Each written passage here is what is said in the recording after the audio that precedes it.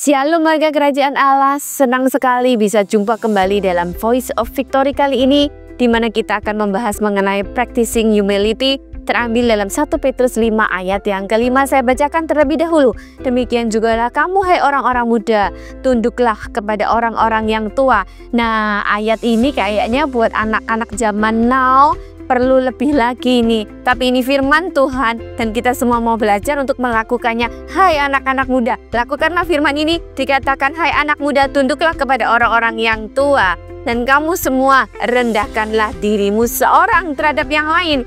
Ini dikatakan seorang terhadap yang lain, berarti maknanya adalah saling. Sebab Allah menentang orang yang congkak, tetapi sebaliknya Ia mengasihani orang-orang yang rendah hati. Di sini kita melihat perlawanan, paradoks sekali, bukan? Di sini dikatakan bahwa Allah menentang. Kalau kita melihat dari banyak ayat-ayat yang lain, bukan hanya menentang tapi mengutuk. Kata celakalah buat orang-orang yang sombong, orang-orang yang tinggi hati. Tapi sebaliknya Tuhan berkata Allah mengasihani. Kata mengasihani itu berarti berkemurahan hati, favor Tuhan berikan kepada orang yang rendah hati. Saya di sini rindu menyampaikan kisah seorang perempuan Siro Fenisia dalam Markus 7 ayat 24 sampai yang ke-30. Lalu Yesus berangkat dari situ dan pergi ke sebuah daerah yang bernama Tirus.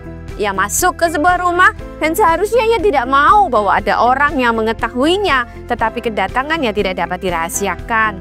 Malah seorang ibu yang anaknya perempuan kerasukan roh jahat segera mendengar tentang dia, lalu datang dan tersungkur. Perhatikan, postur tubuh tersungkur. Di depan kakinya perempuan itu seorang Yunani, bangsa Siro Fenisia. Ia memohon kepada Yesus untuk mengusir setan itu dari anaknya. Pertama yang kita belajar, perempuan ini tidak mengajak anaknya. Yang di sini dikatakan anaknya kerasukan setan. Saya bayangkan berarti ini anaknya ini benar-benar ekspresi yang mungkin marah-marah, ekspresinya yang merusak sehingga dia nggak bisa datang bawa anaknya tersebut. Dan dikatakan dia datang tersungkur dan memohon. Kalau kita melihat dari sejarah, Yunani ini bukan bangsa yang terbelakang. Bahkan filsuf-filsuf itu dari Yunani. Katakanlah Socrates, Plato, Aristoteles, dan banyak filsuf-filsuf yang lain. Kalau kita pernah menonton film 300 Spartan seperti itu, memang di film itu dikisahkan Yunani kalah dengan Persia karena memang secara jumlah memang sangat perbandingannya luar biasa jauhnya. Memang kalah pada saat itu, tapi sejarah berkata kemudian Yunani menang atas Persia. Tapi kemudian Yunani pun dikalahkan oleh Romawi. Romawi ini melihat bahwa filsuf-filsuf hebat, pemikir-pemikir hebat itu dari Yunani. Maka kalau kita melihat sejarah zaman dahulu, kalau suatu bangsa dikalahkan, maka orang-orang ditawan dan bangsa tersebut dibakar habis kotanya. Memang dibakar, tetapi disisakan perpustakaan oleh Romawi. Karena apa? Akhirnya buku-buku tulisan-tulisan, filsafat-filsafatnya diambil. Kalau kita melihat beberapa yang dilakukan oleh Romawi adalah hasil tulisan-tulisan dari Yunani. Dari sini kita belajar bahwa Yunani bukan suatu bangsa yang patut disepelekan. Tapi kita melihat di sini, bahkan kita melanjutkan ya, dikatakan, lalu Yesus berkata kepada perempuan ini, biarlah anak-anak kenyang dahulu, sebab tidak patut mengambil roti yang disediakan bagi anak-anak dan melempar kepada anjing. Jadi dikatakan kepada anjing, padahal kalau kita belajar tadi Yunani bukan bangsa yang patut untuk direndahkan. Filsuf-filsuf hebat berasal dari Yunani. Dan ini kata memberi makannya bukan hanya, kalau kita melihat Pak Arifin, Bu Vivi punya 2 peliharaan anjing yang lucu-lucu di rumah beliau. Saya melihat kalau Pak Arifin dan Bu Vivi memberi makan anjingnya, atau mungkin Pak Arifin lagi makan di meja makan, itu anjing di bawah kakinya di meja makan, kadang-kadang menggaruk-garuk gitu. Beliau akan memotong makanan dengan penuh kasih dan bukan melemparkannya, tapi menundukkan badan dan memberikannya kepada anjingnya. Bahkan sesekali saya lihat beliau tuh mengangkat anjing tersebut di pangkunya, diajak masuk ke dalam kamarnya bermain-main. Tapi konteks ayat ini bukan disayang anjingnya, tapi dilemparkan makanan.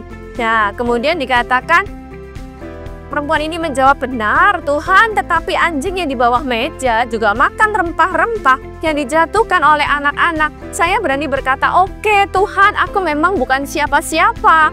Tapi bagaimanapun juga anjing pun mendapat berkat dari remah-remah yang diberikan oleh anak tersebut. Terus kemudian yang kita lihat, maka kata Yesus kepada perempuan itu, "Karena kata-katamu itu, pergilah sekarang, sebab setan itu sudah keluar daripada anakmu." Kemudian perempuan itu pulang ke rumahnya, lalu didapatilah anaknya itu berbaring dan tidur, sebab setan sudah keluar daripadanya. Yesus berkata, "Karena kata-katamu." Artinya apa? Karena responmu.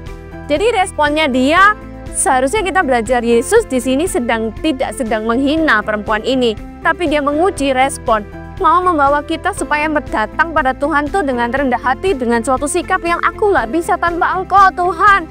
Aku butuh Engkau, pengharapanku hanya datang daripadamu. Dan ketika perempuan ini berespon benar dan berkata, "Oke Tuhan," tapi anjing pun dapat sesuatu yang baik daripada remah-remah anak itu.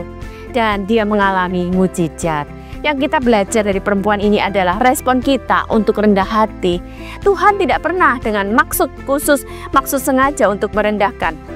Selanjutnya kita akan belajar dari ayat Ulangan 8 ayat yang kedua. Ini penting sekali. "Ingatlah kepada seluruh perjalanan yang kau lakukan atas kehendak Tuhan Allahmu di padang gurun selama 40 tahun ini, dengan maksud," digarisbawahi, "merendahkan hatimu dan mencobai engkau untuk mengetahui apa yang ada dalam hatimu, yakni apakah engkau berpegang pada perintahnya." Dari ayat ini kita belajar juga bukan untuk mencobai engkau dan mengetahui apa yang ada dalam hatimu. Respon kita seperti tadi perempuan itu tadi, responnya bisa aja seharusnya dia malah marah, "Oh begitu ya engkau jadi Tuhan ya." Atau mungkin respon kita kepada orang lain, "Oh begitu ya jadi gembala ya." Oh begini, kita marah-marah. Tapi di sini firman Tuhan berkata untuk mencobai engkau dan mengetahui apa yang ada di dalam hatimu. Ketika kita merendahkan diri, ketika kita berespon benar, di situ justru kita attract mujizat daripada Tuhan. Selanjutnya kita belajar dari seorang tokoh lagi, yaitu Rasul Paulus.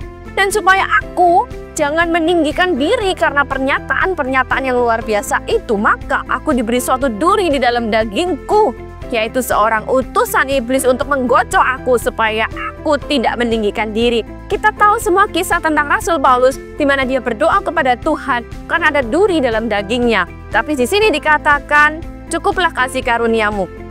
Cukuplah kasih karuniaku. Karena apa Tuhan bermaksud? Supaya tidak meninggikan diri. Ini bukan meninggikan diri karena kekayaan loh, atau jabatan, atau keterkenalan, bukan. Tapi karena pernyataan Tuhan. Di sini Tuhan mengajar kita.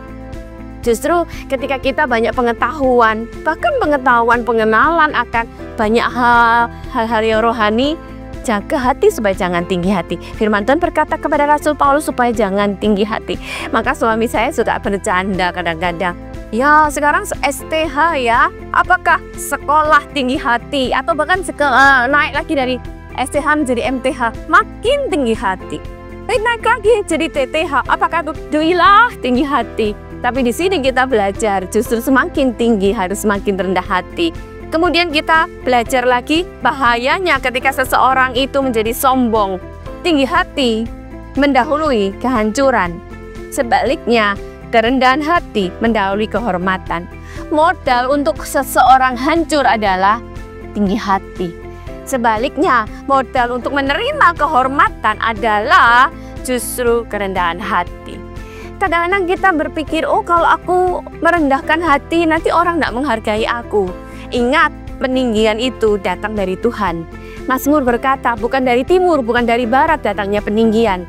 Peninggian datang dari Tuhan. Bahkan bukan peninggian itu datang dari diri kita sendiri. Bukan dari diri kita sendiri. Celakalah mereka yang menganggap dirinya bijaksana dan yang menganggap dirinya pintar. Dalam Yesaya 5 ayat yang ke-21. Di sini dikatakan, saya jelaskan bukan tadi di awal dalam 1 Petrus 5.